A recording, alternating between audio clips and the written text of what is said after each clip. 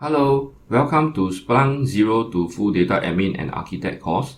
My course will guide you how to set up Splunk Enterprise, how to configure and manage data, how to set up dashboards, how to use SPL, understanding stanza, configure indexes, set up the right way of clustering, and something different from other tutorials, how to upgrade existing Splunk, which other online course doesn't teach you, and only professional vendor do it. I will be explaining in layman terms for Splunk. If you are really interested in all those theoretical part that really doesn't help you in crafting a Splunk enterprise, then there is Splunk base for you to read up on all these modules deep dive. In my course, I will simplify it. I will explain what it does in layman term most of the time. Because what's the use of knowing the term but not understanding how it works? So what is Splunk? Splunk is a big data tool that takes in data from multiple source and source type, output as an analytic information that points out as a flag or indicator which forms a clearer overall picture in your problem within split seconds so that businesses or data scientists can correlate better. In layman term, it is a platform that behaves like multiple fast database with Excel capabilities and coding capabilities all built into one. Basically a fast and large Excel DB on steroid. Some may say that Splunk is also a monitoring tool, but I hope that you will not be using that as the main purpose because Splunk is an analytic tool. But yes, you can ingest Splunk with monitoring logs, but only to analyze it, not to use it as alarm monitoring assets. If you want to do monitoring only, there are free applications out there which built for that purpose with more functionality like Zabbix or Nagos. After all, Splunk Enterprise require ingest per gigabytes and that costs money. In Splunk Physical, there are three groups of modules: the search head, the indexers, and the forwarders. You can run Splunk in a single entity or multi-node. Single entity will have all of them in a single computer, while multi-nodes will have each major function serve as a different node. For example, over here, search head will be in one server, indexer 1 will be in another server, indexer 2 will be in another server, so on and so forth. So they connect together and make up as a Splunk enterprise. With each module able to expand into clustering, for example, this is a clustering, and this is also a clustering, to load share. We will talk about those when we go through the course. In logical plane, Splunk in general runs in 4 stages of loading the data: how it ingests the data, how it outputs the data. So there is inputs, the input phase, the parsing phase, the indexing phase, and the searching phase. As of now, just take note of these 4 stages. You will have a clearer picture over the time during the course as we practice it. Splunk has 2 types of precedence order. So basically it means that how Splunk decide who and which file to read from during these stages. So that is the index time precedence, and there will be another one which is the search time precedent. So for the index time precedent, it happens when the server is performing non-user jobs in the background, like indexing processes. So over here you can see the diagram that it will take in the system local as precedent first, then it will go into search local, then it will go into Unix local, after which it will go back to the search default, Unix default, then finally system default. This is how it reads the files in the order. So for example, if I modify my documents here, so for index time precedence, it will take this file instead of taking this file. In search time precedent, it detects how Splunk should read from and where a search query is initiated. So over here is another diagram this is the structure of the file system. So basically Splunk home at etc. You will go into the user portion first because user created the app first. So if there is no user create app, for example Unix local, it doesn't have, then it will go to see check whether app have the things for it to search. If no, then you go for default, then you will go for the search local, then search default, then finally go back to the system local, then system default. It may seem too much for us to understand right now. Don't worry, I will explain it when we touch on them and show you the best practice. Alright, without further ado, let's jump into Splunk installation. I will keep this as simple as it is. The reason why you are watching it on YouTube mainly because you want to skip on all the theoretical part. My setup will be using Docker. If you do not know how to use Docker yet, please follow the link. So in your browser, you can type in docker hub splunk and then this part will pop up. So you want to go into it, scroll it down. This is the method to pull a Splunk container, but I mean Splunk image, I'm sorry. But let's scroll it down. Over here, you can see you want to run a single instance. This is the one that you have to copy it down. So let's copy it down. And then open your command. I'm using Windows, so I'm using command prompt. If you're using Linux, then you have to go to your CLI. So over here, let me paste it down. So you will need to do some modification to it. Delete away the double open quotes.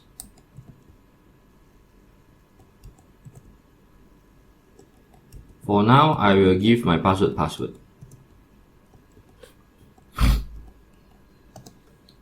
Alright, we will give it a name. The name is here, so I'll call it Splunk sh01. So sh means search head. Then I will give it a host name. I'll call it sh01. The reason being why I have to assign host name is because when you create Docker container, the Docker container will be given as a random hash number. So that will be affixed with the host name. By assigning this over here, I will force it to give it sh01. So press enter. Alright, so how to verify Docker ps. So I have this instance starting up. So this is the container ID. To go into it, you have to do docker execute -it paste bash. Over here you can see Ansible at sh01. 01 is the one that we declare over here. Right, so great. Right, now let's go back to our web page. Okay, before that, over here we have already specified that we want to run on port 8000. So it will be localhost :8000.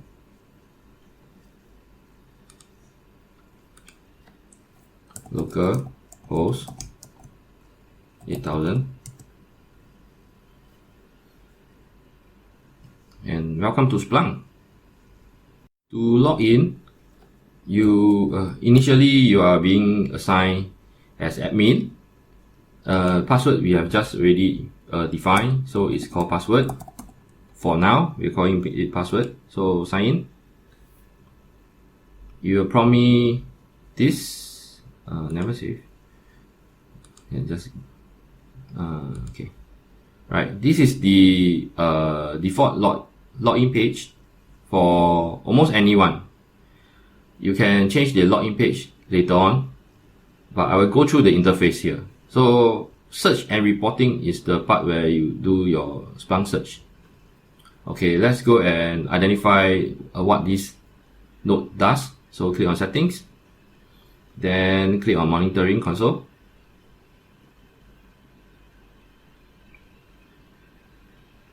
Then if you go to settings and then click on the general setup, you can see over here that the instance sh01 has the role of indexer, license master, search head. So basically all in one. Later on we will teach you how to set up individually, but right now I'm just going to show you this is a standalone. Alright, let's go through the interface briefly of the Splunk user interface. On the top left is the Splunk Enterprise logo. You can click on it. So once you click on it, it goes back to the landing page, the default page. And then for this page over here, there's the list of the Splunk apps that you have previously installed. You can find more over here, and you can manage your apps by clicking on this gear. So let's click on it. So for example, over here you can see all the apps that is pre-installed or installed inside here. So for example, why do I need this? Because let's say you are crafting a certain application meant for certain department. Let's say department A, accounting department. So other teams are not supposed to see what they can see because it's accounts. So you want to go to, for example, this is the accounting app. Click on the permission and assign it to the right groups for read or write. If they are other teams are not supposed to see, let's say this is the admin account, then you just click on this only for them. Then you can choose to save. Next, let's go to the admin. Over here, this is a username. Right now we log into admin, so over here is administrator. If you have your own account, Tom, Dick or Harry, you will display the name here. Each of you can control your account settings, the preference, and to log out is over here. So let's go into account settings. Over here, change all the names, the password, old password and new password, so on. Preference is the settings meant for the user. So global, I can set my time zone. So this is Singapore.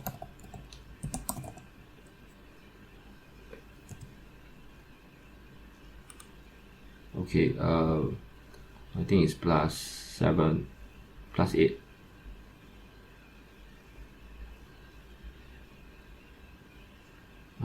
I think it's within the same time zone of as this. So let's click.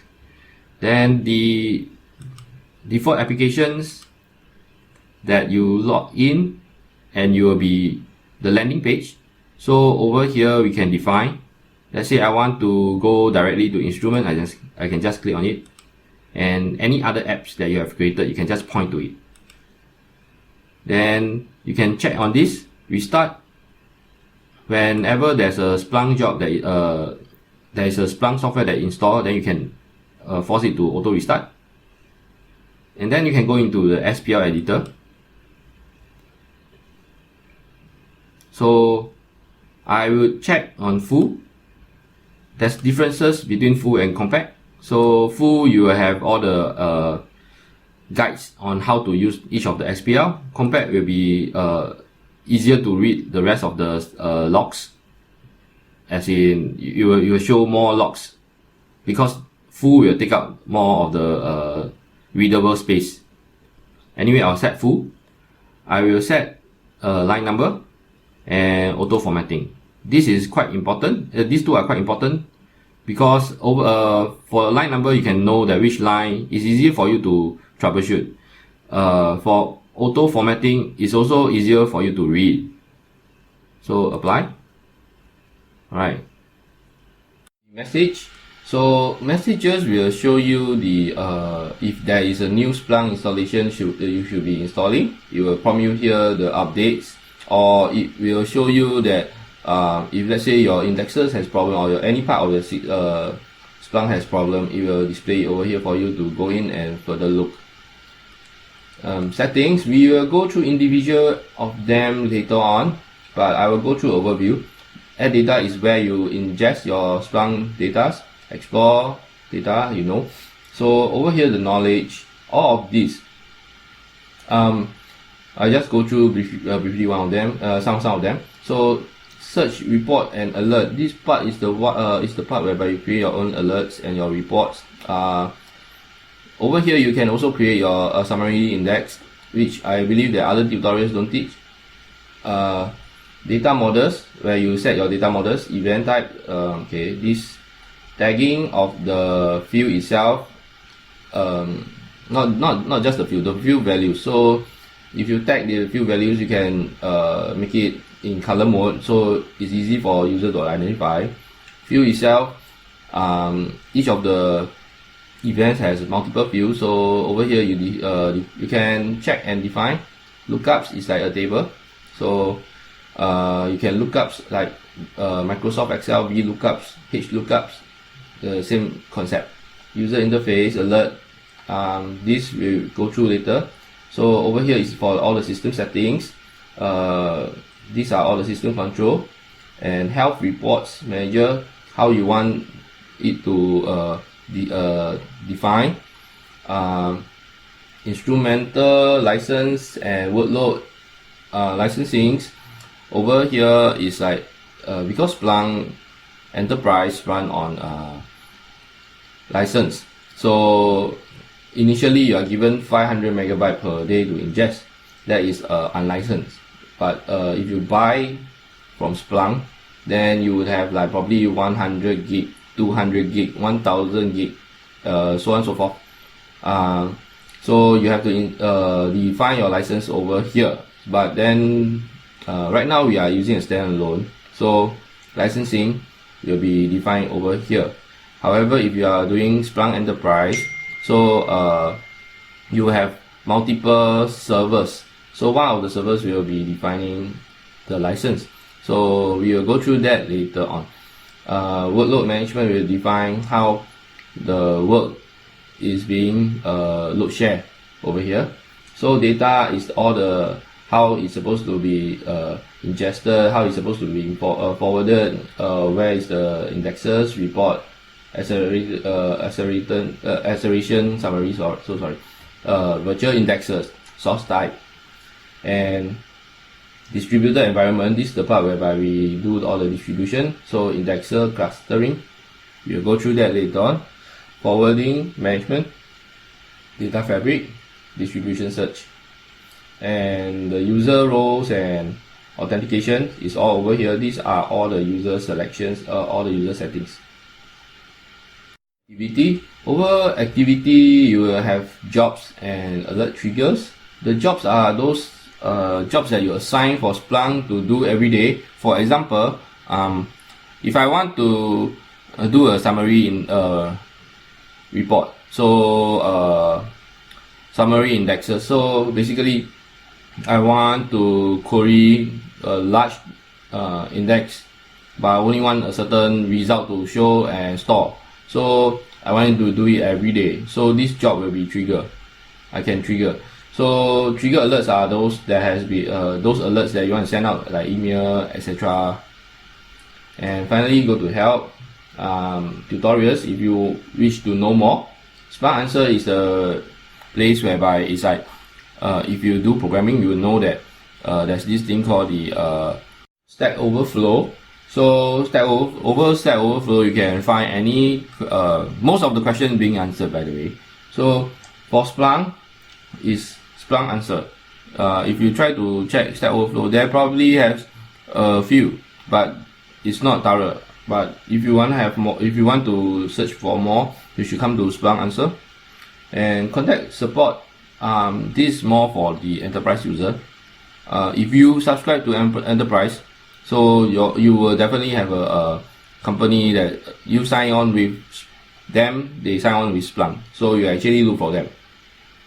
File bug, usually we don't do that because someone else would have done. Help, blah blah blah blah, so on and so forth. I'd like to show you how to do simple Splunk search, just a demonstration, but we will need all these files later on for all the practices. So first, go to Google do Splunk demo file. After that, you click on over here. There is this portion. It says that upload the tutorial data. Just click on it. Over here, you will see that you will need tutorial data. This file, click on it, and then there's two files. Download both. So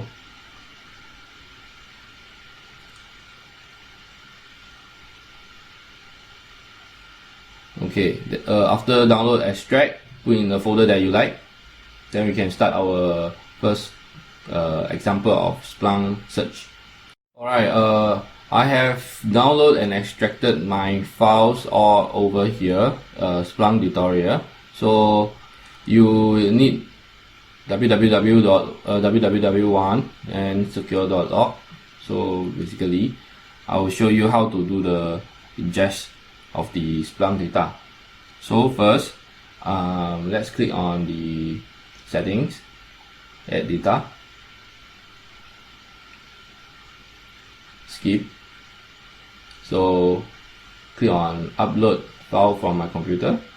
Over here there's three options. So the first one will be loading just a single file to the Splunk. Nobody does that. It's only for demo purpose. Most of the time Splunk will be using forwarder. Later on I will teach you how to use the forwarder. So let's go on to upload. Select the file. So click on it, Splunk. Okay, I want to do the secure.log. So open. It will say blah blah blah, done. If you have a very large file, it will probably take some time. Click on next. Alright, so over here it tells you set your source type. This is secure.log. So source type over here, it says default. Default, it means that it doesn't understand what source type is. This is. So we go through each of them. Let's expand. So when you do the ingestion of the data set, if let's say the data is something that is unknown to Splunk, it will come out something like that, and you have to tell it. If you know, you definitely know each data what it says, because you are the system engineer. So you can say that I want to break it every line.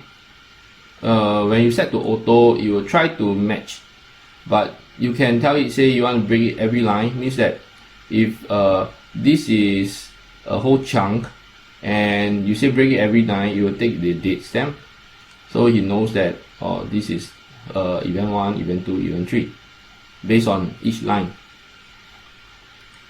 And for the timestamp, you can define whichever you want.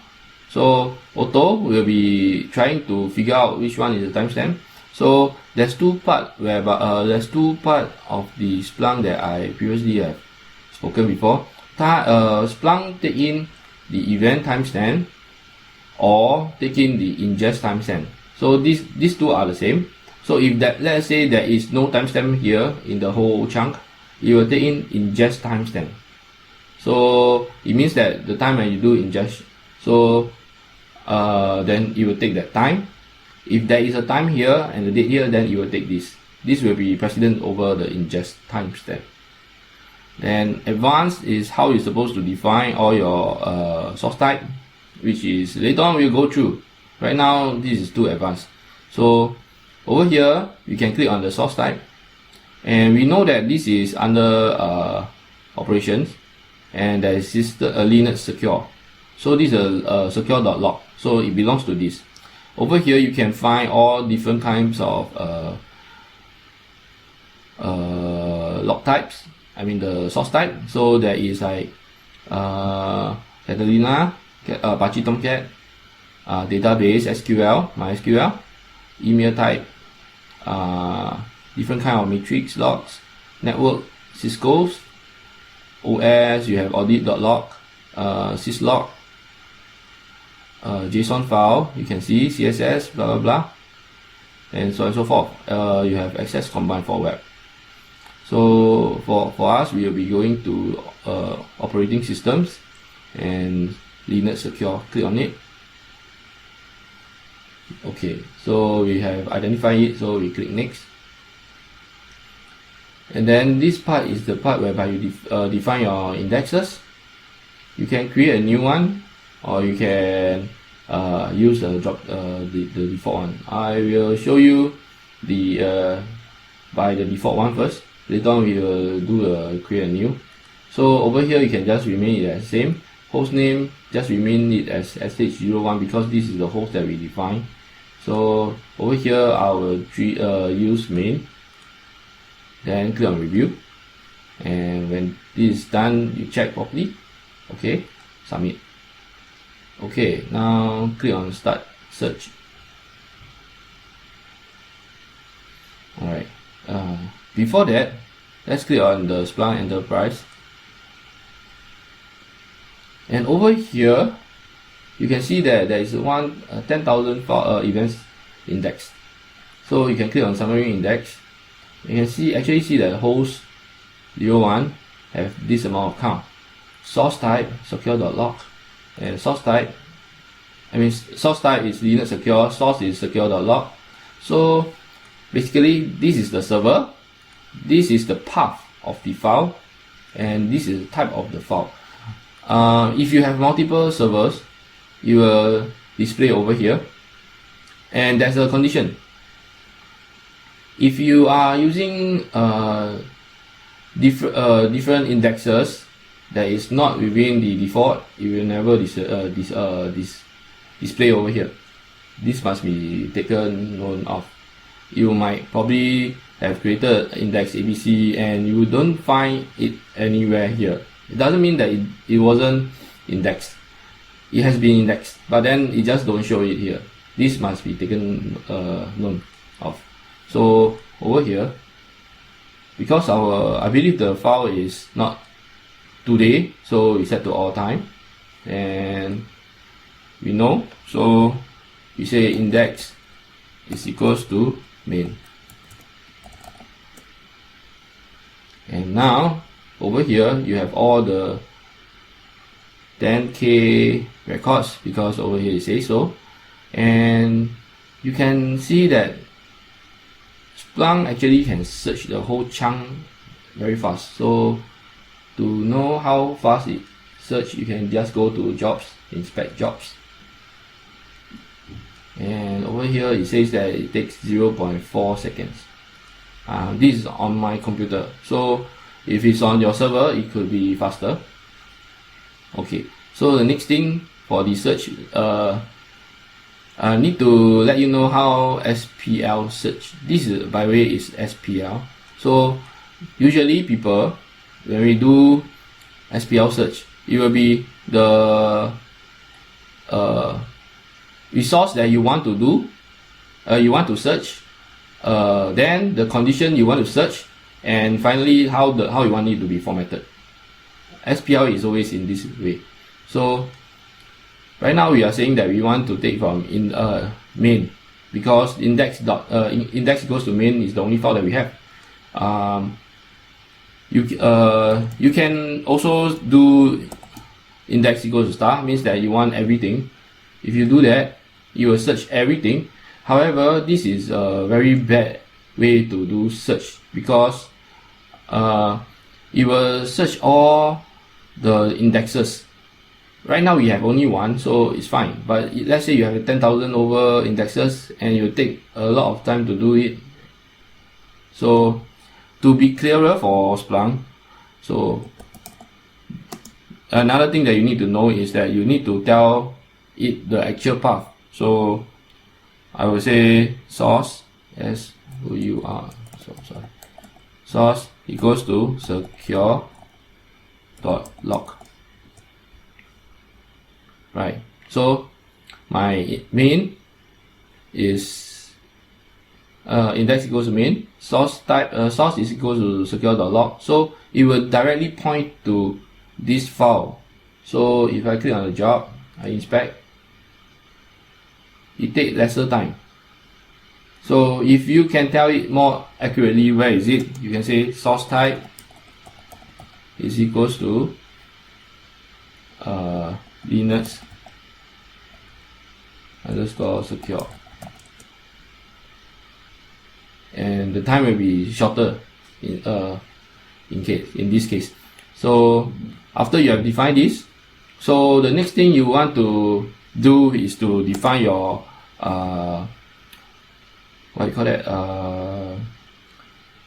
things that you want to filter out or filter away. So let's say I want to see field password. So we type field password, field. Just type in the keyword, press enter, and all the field will be selected. And then the next thing is the how you want to do the format. So how you want to format the output. So I say stat count by let's say process. So process, press enter, and you can see that in process for all the field processors, then we have for the SSHD there is about 8,000 plus. So over here you can do some analytic, and this is how you do Splunk. And how do I know stat count by what? So you can actually click on this arrow, and all the fields here are each of your fields that you can do. So state count by host, state count by source type, state count by PID, state count by process. So process is one of the field names, and there is only one field name called SSHD if I'm correct. So yes, there's only one field name called SSHD. So basically, this is how you do your Splunk. So I'll see you in the next video, and thank you for watching. Do like, comment, and subscribe.